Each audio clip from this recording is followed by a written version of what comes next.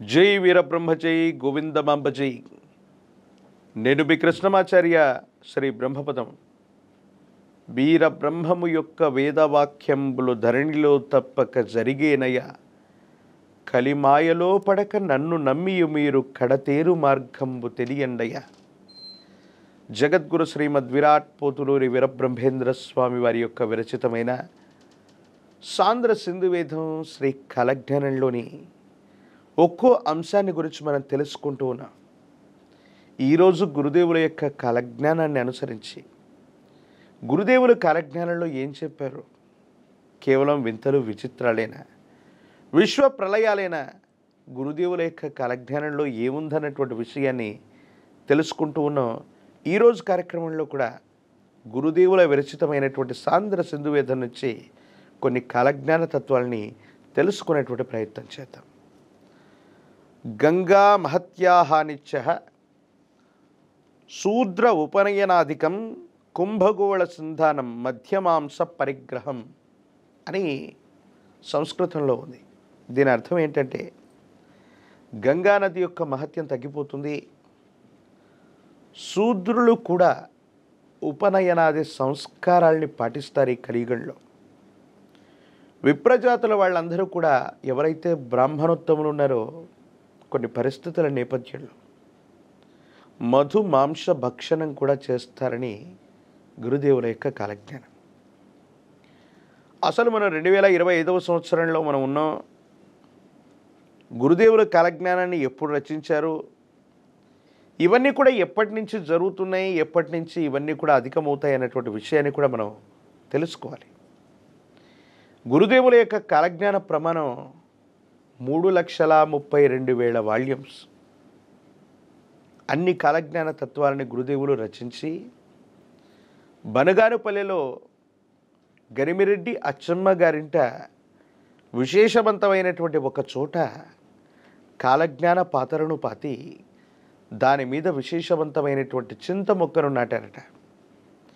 తాను వీరభోగ వసంతరాయుడిగా వచ్చే వరకు కూడా అది అలాగే ఉంటుంది. తాను వీరభోగ వసంతుడిగా వచ్చినటువంటి తర్వాత ఆ కాలజ్ఞాన పాత్రలో ఉన్నటువంటి కాలజ్ఞాన ప్రతులన్నీ బయటికి తీస్తారని గురుదేవులు చెప్పారు. తాను వీరభోగ వసంతరాయుడిగా వచ్చే ముందు జరగబోయే వింతలు విచిత్రాలు విశ్వప్రళయాలు విశ్వభవిత మాత్రమే మనకు ప్రస్తుతానికి శ్రీ కందిమల్లైపల్లె పురసంస్థానం బ్రహ్మంగారి మఠంలోనూ శిష్యుడైనటువంటి సిద్ధయ్య గారి విశేషవంతమైన మఠంలో మనకు అందుబాటులో ఉంటూ ఉంటాయి. ఆ కాలజ్ఞానాన్ని మాత్రమే మనం ప్రస్తుతానికి తెలుసుకునే ప్రయత్నం చేస్తాం. గురుదేవులు మళ్ళీ వీరభోగ వసంతరాయుడిగా వచ్చిన తర్వాత మాత్రమే మిగతా కాలజ్ఞాన ప్రతులన్నీ కూడా గురుదేవులు బయటకు తీస్తారని చెప్పారు. అందులో భాగంగా కలియుగంలో 5,000 గడిచినటువంటి మీదట పంచాంగములు పనికి మాలినవైపోవు, నవగ్రహంబుల నడక మారేనని గురుదేవుల యొక్క వాక్కు. ఈనాడు 2025వ సంవత్సరంలో మనం ఉన్నాం. దీన్ని క్రీస్తు శకంగా మనం చెబుతాం. కానీ ఈ కలిలో 5,125వ సంవత్సరాన్ని పురస్కరించుకుంటున్నటువంటి సందర్భంలో గురుదేవులు చెప్పినట్టుగా కలియుగంలో 5,000 గడిచినటువంటి మీదట 5,000 సంవత్సరాల తరువాత ఈ కాలజ్ఞానంలోని ఒక్కొక్క వాక్యం నిజమవుతుందన్నారు. అంటే 125 సంవత్సరాల క్రితం నుండే గురుదేవుల యొక్క కాలజ్ఞానం వాస్తవమవుతుంది. మరిన్ని వింతలు విచిత్రాలు విశ్వ ప్రళయాలన్నీ కూడా జరిగేటువంటి అవకాశం ఉంది. గురుదేవులు కాలజ్ఞానంలో చెప్పినటువంటి అద్భుతమైనటువంటి మాట ఏమిటంటే, గంగా మహత్యాహానిచ్చ శూద్ర ఉపనయనాధికం.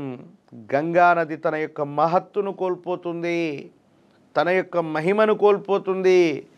శూద్రులు సైతం విప్రజాతుల వారి వలె ఉపనయనాది సంస్కారాలను కలిగి ఉంటారు.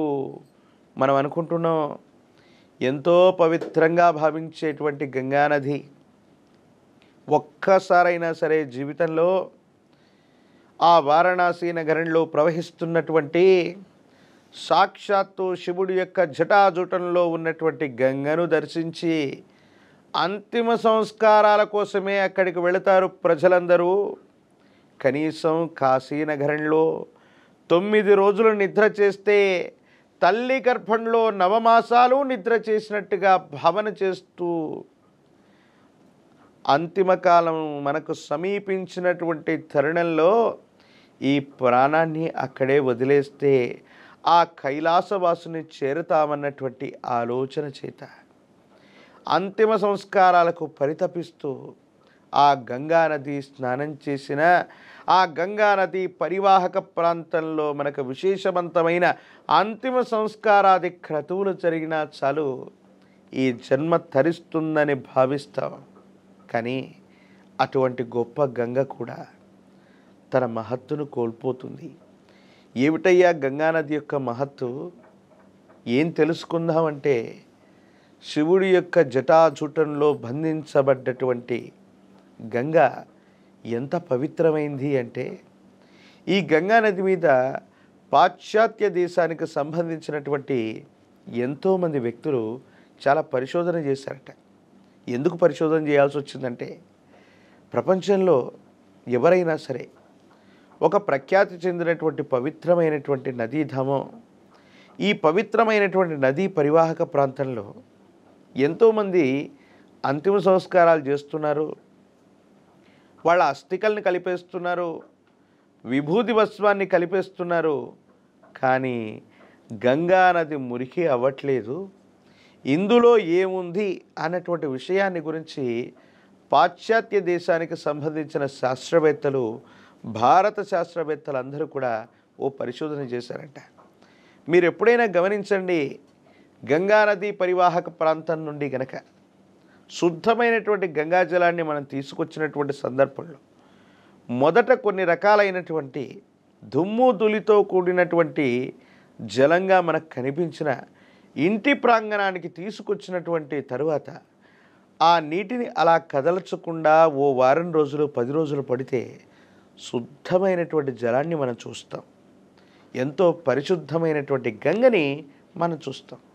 దీని మీద అందరూ పరిశోధనలు చేస్తే వాళ్ళందరికీ కూడా తెలియవచ్చినటువంటిది ఏంటంటే, ప్రపంచంలో ఏ నీటిలో కూడా ఏ సరస్సులో కూడా లేని కొన్ని సూక్ష్మజీవులేవో ఈ గంగా నదిలో ఉన్నాయి. ఇవి మనిషి యొక్క అంతిమ సంస్కారాలు జరిగినటువంటి తరువాత ఆ ఎముకలు అవ్వచ్చు, అస్థికలు అవ్వచ్చు, బూడిదవ్వచ్చు, మాంసదేహం అవ్వచ్చు, వీటన్నిటినీ కూడా 40 రోజుల్లో పూర్తిగా తమలో తాము జీర్ణం చేసుకుని పవిత్రం చేసుకునేటువంటి లక్షణం ఆ గంగానది మాత్రమే కలిగి ఉంది. అందుకే అత్యంత పవిత్రంగా గంగా అన్నటువంటిది ఉంటుంది. కానీ ఈ కలియుగంలో గంగా నది సైతం తన మహత్తును కోల్పోతుంది. కేవలం ఇటువంటి విశేషవంతమైనటువంటి క్రతువులకే కాకుండా గంగా నదిలో ఎన్నో పారిశ్రామిక వాడల నుండి వచ్చేటువంటి కలుషితాలను కూడా కలుపుతున్నట్టుగా మనం చూస్తూ ఉన్నాం. దాని యొక్క స్వచ్ఛతని, పవిత్రతని కూడా మనం కోల్పోతున్నాం. అలాగే శూద్రులు కూడా ఉపనయనం చేసుకుంటున్నారు, యజ్ఞయాగాది క్రతువులను చేస్తున్నారు. ఈనాడు దక్షిణ భారతదేశంలో తమిళనాడు సంబంధిత ప్రాంతాల్లో ఆలయాల్లో బ్రాహ్మణులే కాకుండా బ్రాహ్మణేతరులైనటువంటి శూద్రులు సైతం వేద వాంగ్మయాన్ని చదువుకొని పురోహితులుగా రాణిస్తున్నటువంటి సందర్భాల్ని మనం చూస్తున్నాం. కానీ బ్రాహ్మణోత్తములు అనుకున్నటువంటి వాళ్ళు, పుట్టుకతో విప్రులైనటువంటి వాళ్ళు మధ్య మాంస భక్షణం కూడా చేస్తున్నారు. ఇది కలిమాయా పురుషుడి యొక్క మాయ వల్లే కలియుగంలో 5 వేలు గడిచినటువంటి మీదట ఇలాంటి పరిస్థితులన్నీ వస్తాయని గురుదేవులు కాలజ్ఞానంలో చెప్పారు. అలాగే జరుగుతున్నటువంటి పరిస్థితిని మనం చూడొచ్చు. మరో కార్యక్రమంలో మళ్ళీ కలుసుకుందాం. అంతవరకు స్వస్తి. నేను మీ కృష్ణమాచార్య, శ్రీ బ్రహ్మపదం. జై వీరబ్రహ్మ, జై గోవిందమాంబ జై.